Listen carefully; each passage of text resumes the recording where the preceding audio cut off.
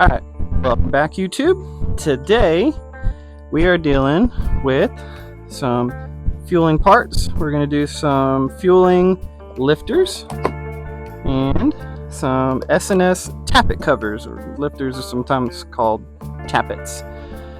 So the issue we've got going on is I had a cam installed. It is a Redshift 468 cam. I had it installed a couple years ago. Part of regular maintenance is swapping out your lifters or changing your lifters because they are a wearable item. So one reason I went with the 468 cam is because it was told to me that it has kind of like a harder compound on it that doesn't wear out as fast. So I have over 15,000 miles on these fueling lifters that were put in when I did the Redshift 468 cam.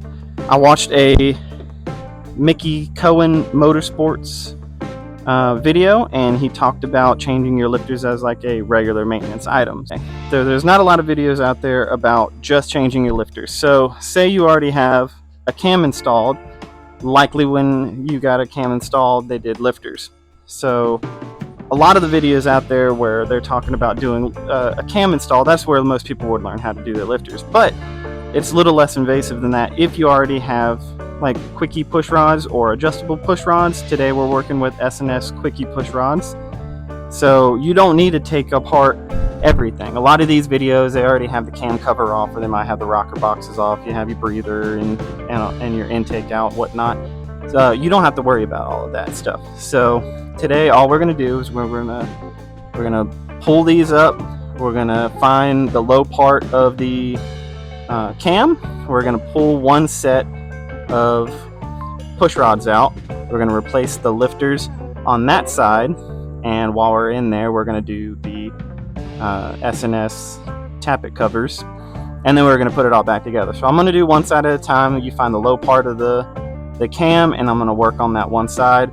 Then we'll button up that whole side, and then we'll move over to the other side. We'll do the front.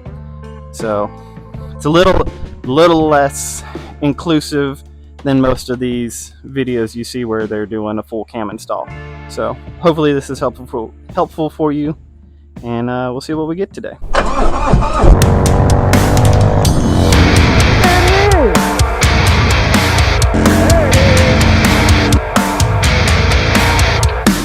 Back on the road.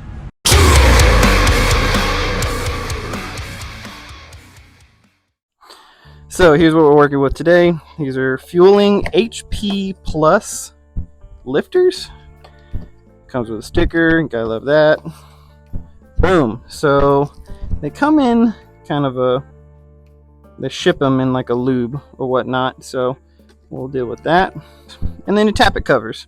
So once we get into this point in the install, you'll see that the OEM tappet covers or tappet cuffs are plastic, and apparently they're a pain to get out, which is where some heat comes in. We'll get to that when I get there, but yeah, this should be pretty easy. Alright, so to get set up, we got the saddlebag off, we got the spark plugs out. This way you can rotate the rear wheel without having any compression on the motor. Then we'll come over here and we'll put it in gear. You might want to put it in second, third, fourth gear, whichever is easiest for you to rotate the rear wheel, which rotates the motor, and then you can get all the pressure off of your push rods here. Now we're going to work on the front cylinder. We'll pop these out. Push these up.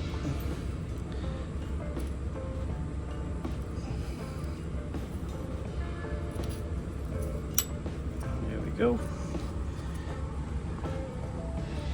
Paper clip and rubber band. We're going to put it on that bolt up there.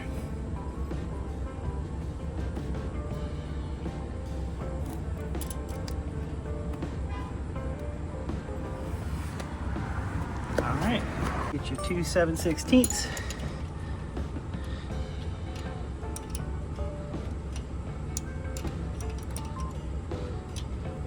Break these loose.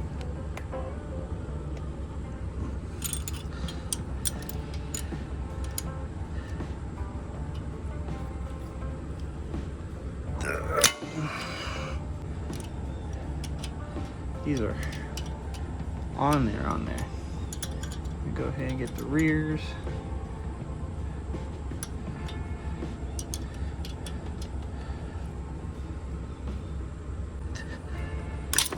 There we go.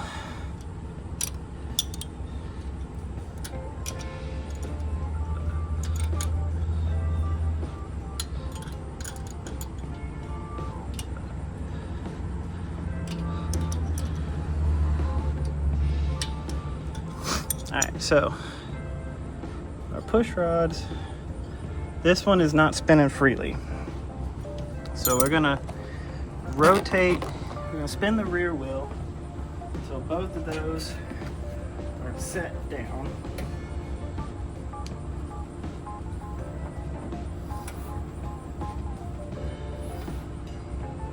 Move up, move up.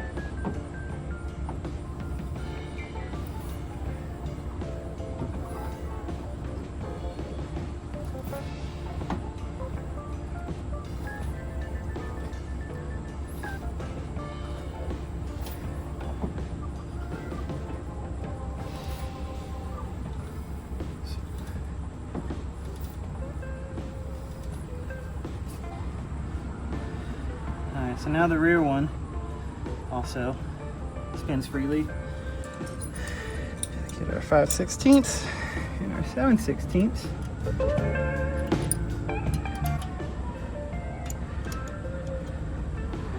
Start loosening this bad boy up. And at some point, you'll be able to spin it with your finger, which might be a little bit easier. Spin the bottom part of it. See if I can show you. And once the threads are all the way in the push rod, it'll pop loose.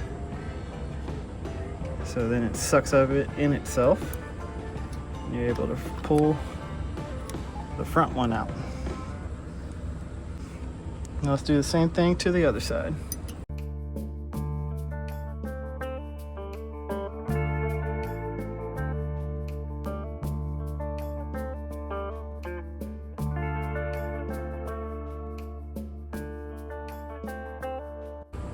Alright, so now it is pushed up in there. Take this guy off.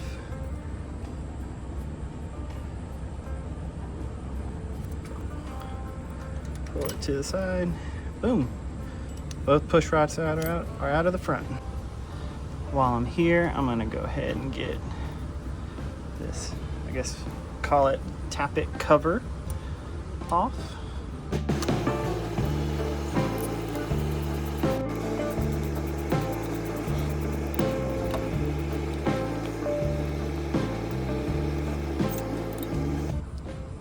Once you have all four of these bolts out, this usually is in there pretty good, stuck on there. Grab a hammer.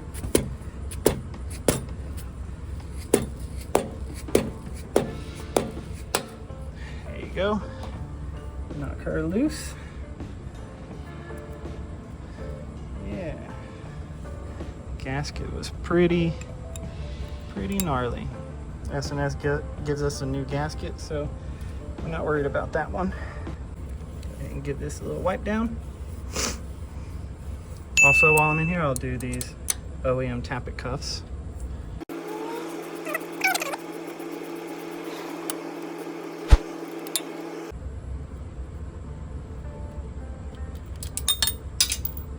Get that out of here.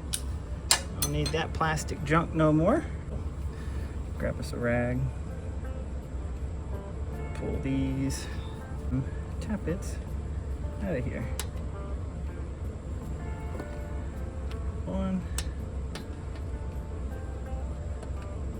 There's two. Over to the workbench. Alright, well, we are halfway done with one side. Not too big of a deal. So our new lifters are here. Honestly, I think our old lifters, they look alright. I don't feel any play in them.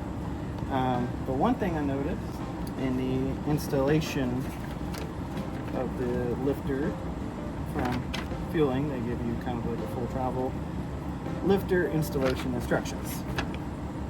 They say face the oil feed holes towards each other, which are these feed holes right here. Now I noticed when I pulled this out, it was facing the motor, so they were facing away from each other. I don't know how much that makes a difference, but after reading the instructions, that's how I'm going to do it. Now, one thing Fueling says is to pump up your lifters.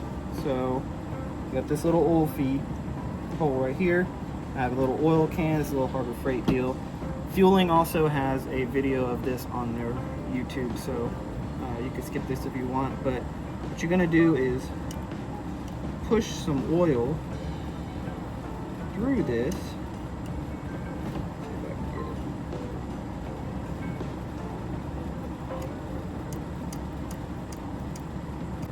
Running that into the hole. So you can kind of see it's pushing some through there. What you're looking for is bubbles. So you're seeing that you can push all the air out of it, which I didn't see any bubbles on this one, which is good. But they say pump it all the way up. I think we're good on this one. Let's see what this one's got.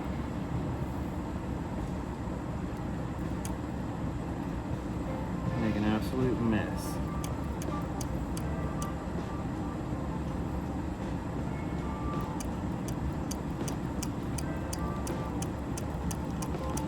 Also no bubbles on that one. Alright, I think we're good on these. Now there was already oil in these holes on the motor. I'm probably going to dump a little bit more. I can use this little oil can to throw some oil into the motor. Alright, let's see. So I'll throw a little bit of oil in these holes here. And they said this just kind of helps with the chatter, starting your motor back up. And the chatter is from your lifters filling with oil. Oh, I think we're good here. Let's go ahead and throw these back in. And remember, we're going to put these little oil holes towards each other. Now, Fueling says to have these oil fill holes face each other. So put one right there.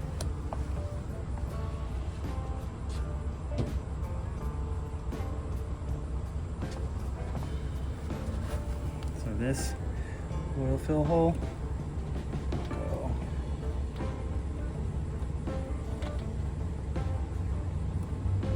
Go face the other one. We'll go ahead and put our S&S Tappet Cuff on. Now these are labeled F for front and R for rear. Put a little bit of blue Loctite on this bad boy. Go get it hand started.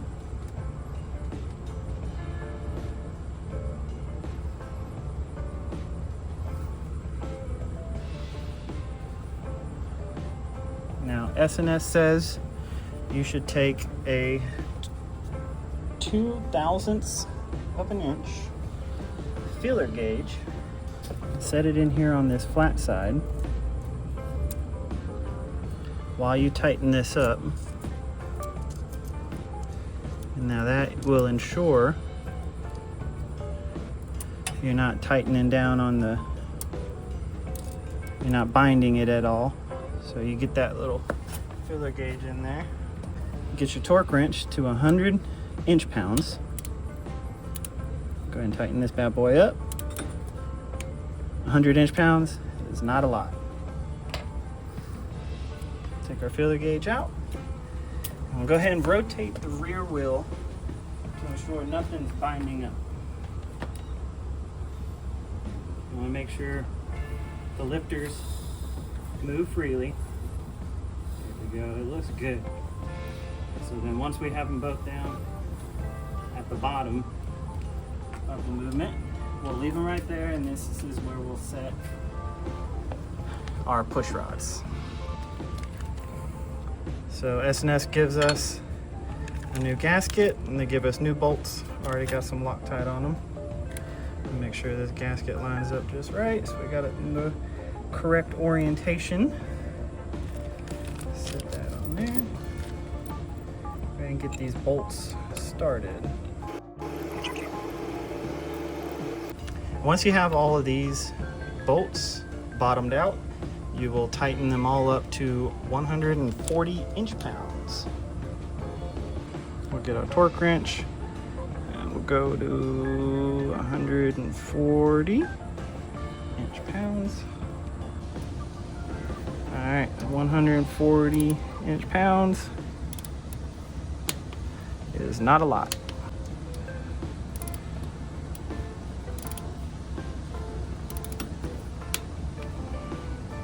Let's see if I can get to this rear one. All right, so I can't get to the rear. And here's some shade tree mechanicking for you. I'm just gonna wing the rear since I know what 140 feels like on the torque wrench. I'm gonna just kind of give it a, all right, that sounds about right. I'm just winging this. All right. So now, with this push rod in its like adjustable form, we're gonna go ahead, pull this up. But what I wanna do, I'm gonna get this held up.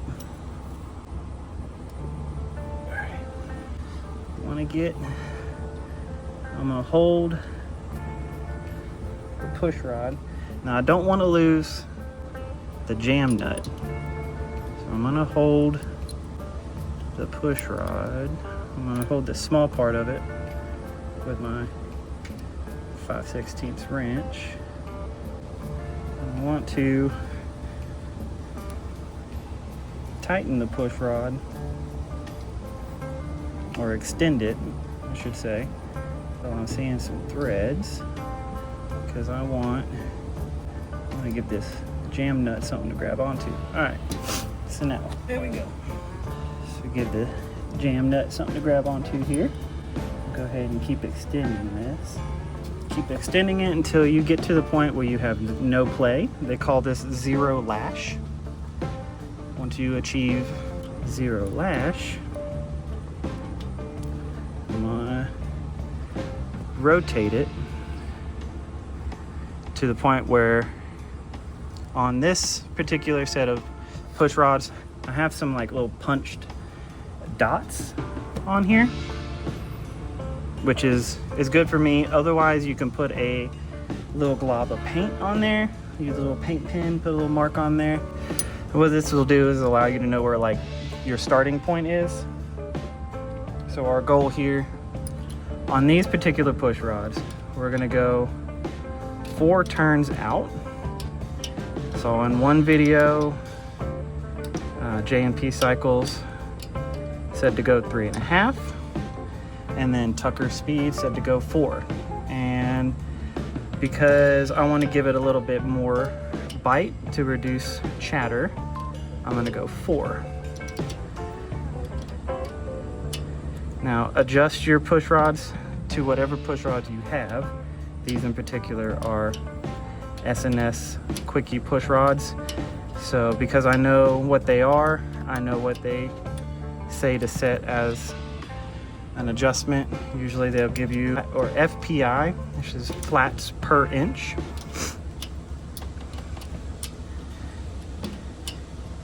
And if you got, you know, if this is a hexagonal push rod here, you know 1 full turn is 6 flats. So you think four turns is 24 flats. That's how I got to that point. I think some of them say 22, which is why going 4 more, you get a little less play. So we still have no play in our push rod. come over here. So I have these, it's like kind of a thinner set of wrenches. This is really helpful for this particular application.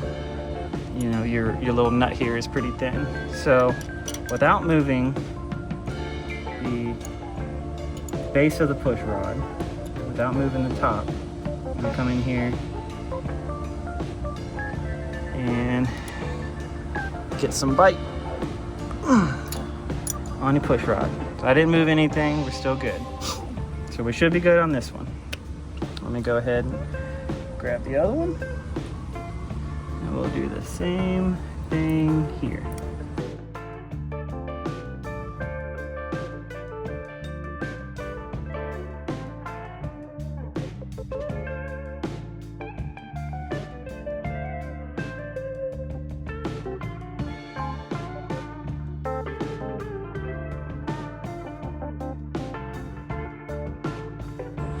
All right, so I got 0 play. We're good to go. Like I said, we're gonna hold the base. And we're gonna tighten up the top. Now, I don't know if you can see, but I'm starting here where my little dot is. And we're gonna go full rotations, 4 full rotations out. There's 1. There's 2.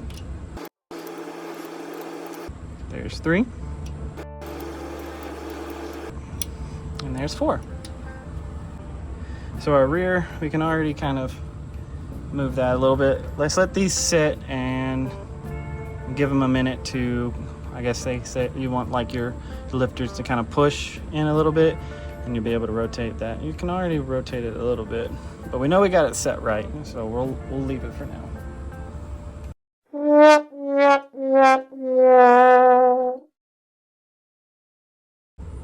All right, we've let these sit. You can kind of spin them a little bit, which means they've settled. So, go ahead and get this buttoned up. What I need is a flathead. We'll go ahead and take this guy off. Make sure our O-rings are still in place. Make sure they set down in there. You hear that pop? Yeah, you want to hear that.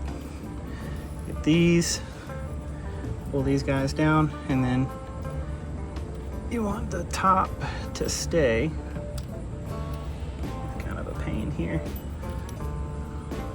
There we go. All right, so when the whole thing falls down, this kind of unpainted, or like this part will stay, and then you need to go flathead and yeah, there we go. It's a good pop. You hear that kind of pop into place up there. All right, once you have those popped into place, you take these little covers here, kind of make everything pretty, right? Take a flathead. As you push down on there, kind of work that back in there. Boom. Good to go. See if you can see it better on this front one. All right, got that set. Watch me. Yeah.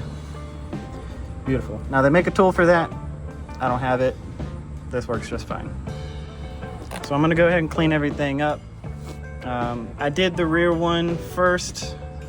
It's the same thing. I'll pop a clip into here of how I had kind of a hard time on the back one, on like the farther end one on the rear cylinder. Kind of what I had to do was loosen the tappet cover, like get it off and kind of pull that one out. I don't know why it wouldn't go over this tappet cover, but we may do. So I'll pop a little clip of that, having a hard time with that there. Otherwise, this all should be done. I'm gonna put the air cleaner back on, get everything reinstalled, and we'll give it a fired up.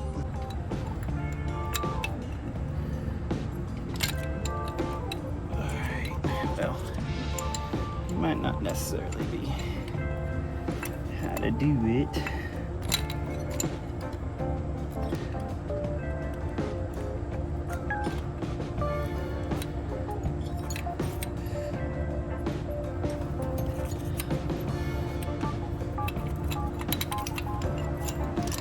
Goodness. I'll reinstall this a little bit different than a lot of the videos I've seen. I had a hard time getting this rear out. So I'm gonna kind of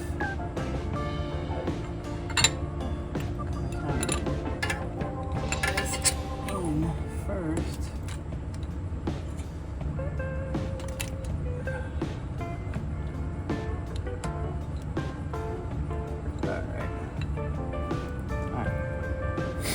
I got that set up, and now I'll go back and I'll put the bolts in.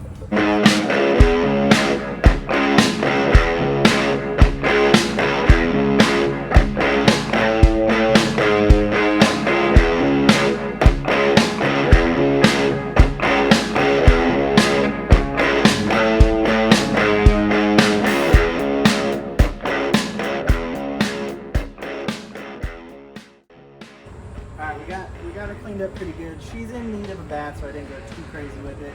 But I got the oil that dripped off, and all my leaning up against the exhaust. So we got the breather back on, the spark plugs are back in, saddlebag, tank. So when the shop who did this work originally, when the shop put the cam in, they told me don't listen to the chatter. But when you watch the fueling videos about them, doing lifters, they said to pump the lifters up with oil beforehand so you don't get the chatter. So first startup, let's see if we get some chatter. I had to put it in like 4th gear in order to be able to spin the motor. So that's one thing they don't tell you in some of these other videos. Alright, back in neutral.